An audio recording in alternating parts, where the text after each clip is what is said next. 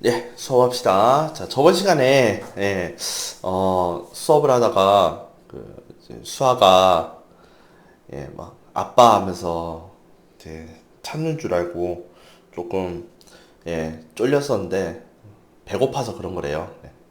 혹시나 여러분들께서 수아, 그런, 이제, 소리가 들렸었으면, 너그러이 봐주시고, 부탁드리겠습니다. 저도 집에서 이렇게 녹화하는 입장이라 수화 소리를 빼고 이렇게 편집하는 게 좀 어려운 것 같아요.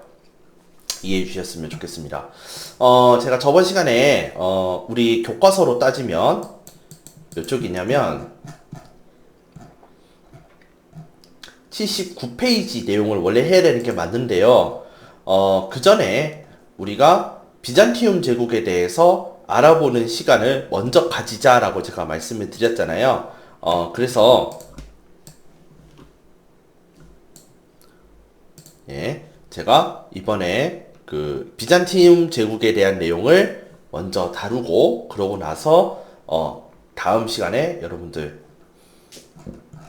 그리스도교 발전 이런 식으로 해서 넘어가도록 하겠습니다. 오늘은요 좀 시간이 좀 많이 남게 되거든. 제가 사실 다음에 하고자 했던 내용까지 제가 좀 하려고 하거든요. 그래서 비잔티움 제국만 하지는 않을 수 있어요. 그 부분 일단 우리가 수업을 하면서 제가 좀 시간을 체크하고 그러고 나서 그리스도교 확산을 더 할지 안 할지 제가 좀 생각하면서 오늘 수업하도록 하겠습니다.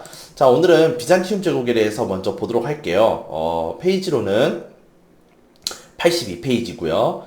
비잔티움 제국이 번영을 누리다. 그래서 비잔티움 성립에서 비잔티움 제국의 멸망까지 살펴보도록 하겠습니다. 자, 먼저 제가 밑줄근 내용 위주로 설명드리도록 할게요. 비잔티움 제국은 황제가 정치적, 군사적 통치권은 물론 종교적 권한을 가지고 있었어요. 또한 관료 체계도 잘 갖추고 있었으며 수도 콘스탄티노폴리스는 세계 최대의 도시로 성장할 수 있었어요. 성장했다는 거죠. 비잔티움 제국은 6세기 유스티니아누스 황제 때 전성기를 맞이했는데 그는 정복 활동을 벌여서 옛 로마 제국의 영토를 상당 부분 회복을 하고 로마법 대전이라고 부르는 유스티니아누스 법전에 편찬하였으며 콘스탄티노폴리스 수도에 성 소피아 성당을 세웠습니다. 자, 요 세 가지 중요하니까 잘 체크해 주시고요. 그러나 8세기 때 로마 가톨릭교와 이 동로마에 있었던 이 교회가 성상 숭배 문제를 둘러싸고 대립을 하게 되었고 서유럽에 있었던 로마 교황은 서유럽에 있는 교회를 파문시킴으로써 서로 새로운 그러니까 두 개의 크리스트교 세력으로 분열이 되고 맙니다. 그래서 이들은 그리스 정교라는 이름으로 동로마 교회, 즉 동유럽의 교회가 그리스 정교라는 새로운 크리스트교가 만들어지게 되었고 이 새로운 크리스트교인 그리스 정교는 비잔티움 제국의 황제를 교황으로 사실상 교황의 자리에 앉히게 되는 것이죠. 그럼 이 성상숭배 문제라는 것이 무엇이냐면 당시 서유럽의 가톨릭 교회에서는 크리스트교 포교를 위해서 성상을 사용하고 있었는데 비잔티움 제국의 황제는 이러한 성상숭배를 금지를 하기에 이르렀고 이러한 입장 차이는 다시 얘기하자면 로마 가톨릭 교회의 수장이었던 로마 교황이 동유럽에 있는 교회를 파문시킴으로 인해서 그리스 정교가 생겨서 분리가 되는 그런 일이 벌어지게 되었습니다. 그 이후 비잔티움 제국은 건국이 된 지 약 1000년까지 지속이 되다가 대토지 소유자가 증가하고 자영농민이 몰락하여 군사력이 약화가 된 것을 기점으로 쇠퇴의 길을 걷게 되는데요. 이 쇠퇴의 길을 걷게 되는 데 있어서는 사실 우리가 앞에서 배웠던 사산 왕조 페르시아와 굉장히 연관이 있다고 보여집니다. 사산 왕조 페르시아가 오랫동안 비잔티움 제국과 대립을 하게 되고 뿐만 아니라 이 비잔티움 제국 주변에 있었던 이 사산왕조 페르시아, 슬라브족, 그 다음에 여기에 있었던 그런 사막 왕조들의 견제를 숱한 견제들을 받으면서 쇠퇴를 한 것으로 보여집니다. 그러다가 서유럽에서부터 시작되었던 십자군 전쟁으로 그 쇠퇴의 길이 더 가속화가 되었다가 오스만 제국, 즉 오스만 투르크에 의해서 멸망을 하게 됩니다. 자, 이렇게 해서 우리가 교과서 내용을 좀 보았는데요. 자, 요 내용을 바탕으로 해서 우리가 프린트 내용을 한번 보도록 하겠습니다. 프린트. 자, 프린트는 13번이고요. 비잔티움 제국과 슬라브족에 대해서 보도록 할게요. 자, 비잔티움 제국, 즉 동로마 제국이 비잔티움 제국이라 이름으로 바뀌게 되는데, 자, 이것은 서로마 동로마가 분할되고 나서 서로마가 게르만족에 의해서 멸망을 하게 되죠. 그리고 남아있는 이 동로마는 비잔티움 제국으로 발전을 하게 됩니다. 비잔티움 제국으로 발전을 하게 돼요. 그러나 8세기 성상숭배 문제로 인해서 서유럽의 크리스트교 세력과 결별을 선언하고 새로운 그리스 정교라는 것을 성립을 하게 되는데요. 11세기에 등장했던 셀주크 튀르크라는 이슬람 세력과 그 다음에 십자군 전쟁의 변질에 의해서 수도 콘스탄티노폴리스가 약탈을 당하는 그런 수모를 겪으며 급격하게 쇠락을 하게 됩니다. 결국 15세기에 등장한 오스만 튀르크, 즉 오스만 제국에 의해서 이슬람 세력에 의해 멸망을 하게 되는 것이죠. 자, 요 내용을 기초로 삼아서 우리가 프린트의 내용을 보도록 하겠습니다. 자, 비잔티움 제국 굉장히 잘 나갔을 당시의 황제는 바로 유스티니아누스 황제가 되겠습니다. 전성기고요. 옛 로마 영토를 회복했다. 영토 확장을 하였다. 그 다음에 법전 편찬을 하였는데 이것은 우리가 앞에 단원에 얘기할 때 로마법 대전이라는 이야기를 했었어요. 그 로마법 대전의 본래 이름은 유스티니아누스 법전이라고 해요. 그러니까 로마에서 있었던 만민법을 모두 모아서 정리한 법전이다 라고 생각하시면 되겠고요. 그리고 수도 콘스탄티노폴리스의 성 소피아 성당을 건립을 하였어요. 비잔티움 제국의 황제는 어마어마한 권력을 누리고 있었는데요. 정치의 지배자, 군사의 지배자, 그리고 종교의 지배자까지 이 세 부분에 대한 지배권을 가지고 있었다라고 우리가 볼 수가 있겠어요. 이러한 황제가 많은 권력을 가지고 많은 지위를 누리는 데 있어서는 어마어마한 업무에 시달릴 수밖에 없었는데 이러한 업무를 보좌하기 위해서 관료체제, 즉 관료제라는 것이 형성이 잘 되어 있었고 이러한 관료제가 잘 갖추어진 탓에 황제는 어마어마한 그 권력을 오랫동안 누릴 수 있게 되었다라고 보여집니다.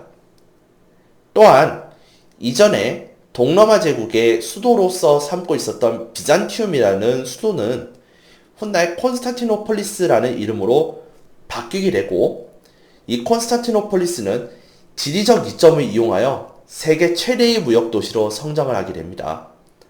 그래서 이 당시, 즉 훈족이 서진을 해서 서로마가 무너질 그 시기에 비잔티움 제국의 수도 콘스탄티노폴리스는 유럽에 상당한 부가 집중된 정말 말 그대로 황금의 도시라는 이야기를 들을 정도로 세계 최대의 무역 도시로 성장을 하게 됩니다. 자, 그런데요, 이 동로마 제국, 즉 비잔티움 제국에 있는 종교가 서로마에 있었던 로마 가톨릭 교회와 일부가 약간 다르다는 점은 우리가 교과서를 통해서 알 수가 있는데요. 서유럽에 있었던 로마 가톨릭 교회 수장은 교황이라고 하는 별도의 지배자가 있는 반면에 동유럽에 생겨난 그리스 정교의 지배자는 비잔티움 제국의 황제예요. 비잔티움 제국의 황제라는 것이죠. 이 차이점. 그 다음에 두 번째 차이점은 로마 가톨릭 교회에서는 성상이라는 것을 통해서 전도를 하는 반면 비잔티움 제국 황제가 교황의 역할을 하고 있는 그리스 정교의 경우에는 성상의 사용을 금지하게 되었습니다.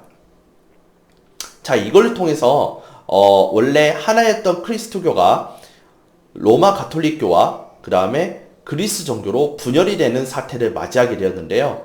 그 원인을 예수와 성모 마리아의 석상 또는 예수를 상징하는 십자가상을 만들어서 그 게르만족에게 전파를 하는 데 있어서 그 문제가 불거지게 됐는데요. 그것을 보고 우리는 성상 숭배 문제라고 얘기를 합니다.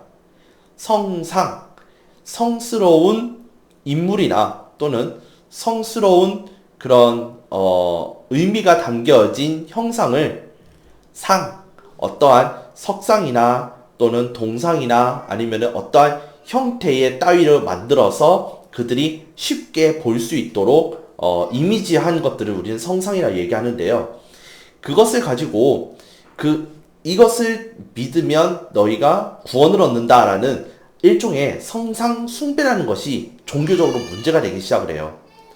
서유럽은 게르만족이 우리식으로 얘기하자면 좀 무식하기 때문에 그들에게 하나님이란 이런 사람이고 예수라는 자는 이런 사람이고 그 다음에 성모 마리아는 예수를 낳은 어머니야 라고 하는 것을 보여주기 위해서 성상을 사용한 반면 동유럽의 경우에는 비잔티움 황제였던 당시 레오 3세가 성상은 우상으로 작용될 수 있고 또한 성상을 우상이 된다라고 한다는 것은 우리의 믿음이 진실하지 않다는 것이기 때문에 진실한 믿음을 위해서라도 성상 숭배는 금지되어야 된다라고 선포를 하면서 서유럽의 교황을 자극을 하게 되죠. 결국에는 교황이 동유럽에 있는 교회에게 파문을 선언함으로써 로마 가톨릭교와 새로 등장하는 그리스 정교는 마침내 분열을 하게 됩니다. 이러한 그리스 정교는 오랫동안 비잔티움 제국을 비롯한 그 주변에 있었던 동유럽 국가, 즉 슬라브 민족들에게 큰 영향을 미치게 되었고 지금도 그 러시아 사람들은 이제 그리스도교를 믿는다고는 하지만 그리스 정교의 그런 문화들을 가지고 있다라고 지금 이해하셔도 무방할 것 같습니다. 자, 이런 비잔티움 제국은요, 3번 쇠퇴와 멸망인데요. 대토지 소유자가 증가한다. 자, 원래는, 이게 갑자기 뜬금없이 튀어나온 것은, 본래, 비잔티움 제국의 군사 체제는, 성인 남자들 또는 농민들에게, 일정한 양의 토지를 지급을 해왔어요. 그리고 그 대가로 군역을 납부하도록 했고요. 그 말은 무슨 말이냐면, 토지를 받은 성인 남자들은 군대에 복무해야 했다라는 것이죠. 그렇기 때문에 이러한 자용농들은 군역을 부담을 하지만 동시에 나라로부터 토지를 받음으로써 생활의 기반을 마련할 수 있었고 이는 국가가 세금을 수취하는 데 있어서 굉장히 많은 양의 세금을 거둘 수 있었음을 우리는 알 수가 있어요. 중국사를 통해서.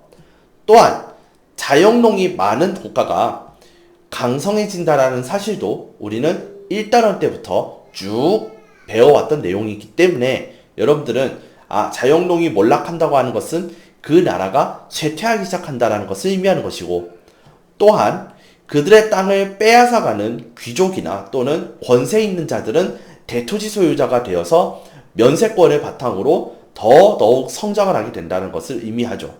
즉 자영농이 줄어든다라고 한다는 것은 자연스럽게 군역을 감당하는 사람이 줄어든다는 것을 의미하고 자연스럽게 군사력 약화라는 그러한 문제점을 드러나게 됩니다. 또한 밑으로는 이슬람 세력이 그 다음에 북으로는 이민족 침입에 시달리며 또한 십자군 전쟁에 휘말리게 되면서 큰 위기를 겪게 되고 그 위기의 결말은 15세기에 등장했던 이슬람 세력 오스만 투르크에 의해서 멸망을 하게 됩니다. 자, 이렇게 우리가 정치적인 변화에 대한 내용은 제가 설명을 드렸고요. 그들의 문화에 대해서 제가 또 이 말씀을 드리자면 다음과 같습니다. 비잔티움 제국의 문화는 굉장히 복합적이에요. 우리가 앞에서 설명했던 서유럽 문화의 기틀은 바로 로마 문화와 크리스트교와 게르만 쪽의 전통이라면 비잔티움 제국은 로마 전통의 그리스 정교와 그 다음에 예전에 그리스 지역에 있었던 헬레니즘 문화, 그 다음에 그리스 문화까지 총 4가지나 섞여 있는 굉장히 복합적인 성격을 가지고 있었다고 해요. 또 비잔티움 제국이 예전에 동로마 제국이어서 당연히 라틴어, 즉 로마인들이 썼던 언어가 공용어라고 생각을 하겠지만 전혀 그렇지가 않고 그리스어를 공용어로 썼다고 합니다. 예, 이거는 여러분들이 헷갈릴 수 있으니까 이 부분은 제가 빨간색으로 중요도 표시를 할게요. 헷갈릴 수 있어요. 동로마 제국은 비잔티움 제국이라는 이름으로 바뀌면서 자연스럽게 로마 사람들이 대부분이 되니 당연히 로마의 문자들을 쓰겠지, 라틴어를 쓰겠지 라고 생각을 하겠지만 전혀 아니라고요. 그리스어를 썼습니다. 그리스어. 또한 고대 그리스가 있던 지방이었고 또 로마 사람들이 살고 있는 지방이었기 때문에 로마 사상과 고대 그리스 사상에 대한 학문 연구가 활발했었고 이것은 훗날 비잔티움 제국이 멸망하고 나서 그 나라에 있었던 학자들이 대거 서유럽으로 건너오게 됨으로써 훗날 르네상스라는 역사적인 그런 문화 부흥 운동에 그 큰 영향을 미치게 됩니다.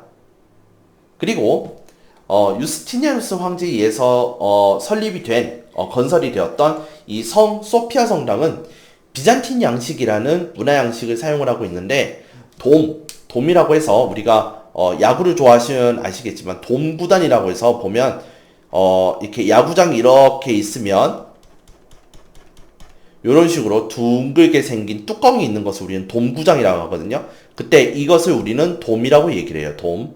D-O-M-E. 네, 돔양식이다 라고 이야기를 하고 있고요. 모자이크를 사용했다고 합니다. 사실 요거는 중요한 것은 아닌데 성 소피아 성당이라고 하는 이 건축물 정도는 우리가 기억했으면 좋겠어요. 비잔티움 제국의 문화는 당연히 동유럽에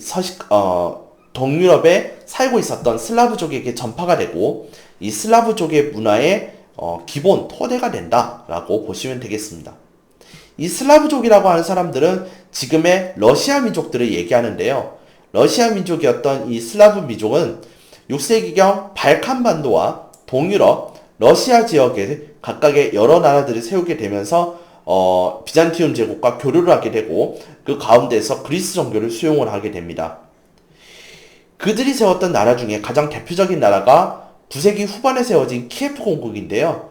키예프 공국은 러시아 지역에 정착한 슬라브족과 그 다음에 싸움을 잘하는 노르만족에 의해서 건국이 되었고 그리스 정교와 비잔티움 문화를 적극 수용하여 그 문화로부터 파생되었던 키릴 문자를 사용하게 되었고 그 키릴 문자는 지금의 러시아어의 원형이 됩니다. 그리고 비잔티움 제국이 오스만 튀르크에 의해서 멸망하고 후에 그 비잔티움 제국의 후계자를 자처한 나라가 바로 키예프 공국이 되고요. 이 키예프 공국이 러시아의 기원이 된다라는 그런 설이 있습니다. 네, 슬라브족은 이 정도만 학습하시고요. 중요한 내용은 별로 없으니까 이런 애들이 있구나라고 생각을 하시면 되겠습니다. 기왕 얘기 나온 김에 슬라브족에 대한 내용이 어디에 나와 있는지 요거 제가 체크 좀 해드릴게요. 어디에 있느냐면 잠시만요. 예전에 있었는데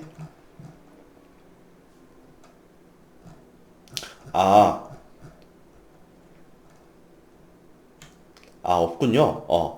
없어요. 죄송해요. 예, 예전에 다른 국가들이 여기 있구나. 네.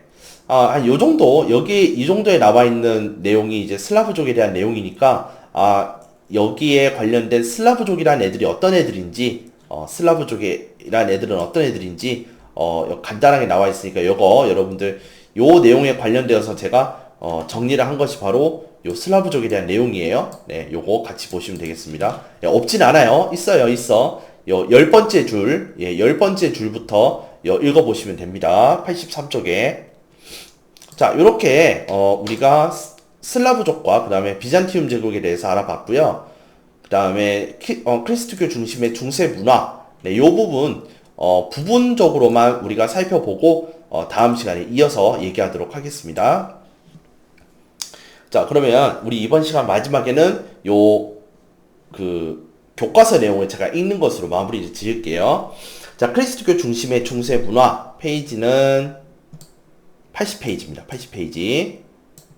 자, 그러면 요것은 또 바꿔야겠죠?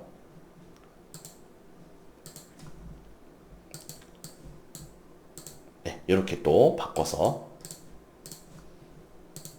자, 크리스트교 중심의 중세 문화 볼게요. 중세 서유럽에서는 크리스트교가 유럽 사람들의 정신과 일상생활에 많은 영향을 주었습니다. 중세 서유럽 문화는 크리스토교를 바탕으로 발전하였는데요. 학문의 중심은 신학이었고 스콜라의 철학이 유행하였습니다. 신학자 토마스 아퀴나스라는 사람은 신학대전에서 스콜라 철학을 집대성하여 신앙과 이성의 조화를 강조하였습니다. 또한 유럽 각지에는 대학이 또 세워졌었습니다. 중세 유럽의 건물도 크리스트교의 영향을 받았는데요. 이 시기에 발달한 로마네스크 양식은 돔과 반원의 아치를 특징으로 하며 피사 대성당과 피렌체 대성당이 대표적입니다. 12세기부터는 뾰족한 탑과 화려한 색 유리를 특징으로 하는 고딕 양식이 유행하였고요. 채색 유리 장식이라고 해서 스테인드 글라스라고 이야기를 하는데 요 내용도 제가 프린트를 통해서 정리를 해드리도록 하겠습니다.